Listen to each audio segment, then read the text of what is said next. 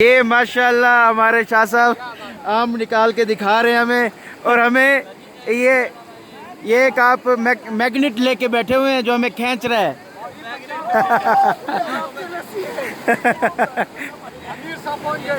बहुत ही ज़बरदस्त।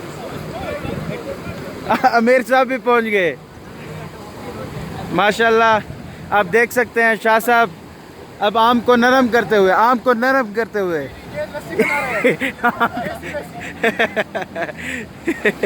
ये आम को नरम किया जा रहा है नाजरीन माशाल्लाह। ये दरिया के दरमियान में चारपाई डाल के बैठे हुए हैं। ये दरिया पे कब्जा किया हुआ आपने माशाल्लाह। बहुत ही खूबसूरत मनाजिर हैं, आप देख सकते हैं। एक मिनट में आ रहे हैं, उठे ही आ रहे हैं। और आप देख सकते हैं ये हम काला चश्मा के मकाम पे पहुँचे हैं अभी। देख सकते हैं अभी हम इसी गाड़ी पे यहाँ तक हमने ट्रैवल किया है। थोड़ा सा फ़ोटो भी बना रहा हूँ, वीडियो भी बना रहा हूँ, इंशाल्लाह सब कुछ बना रहा हूँ। ये देखें।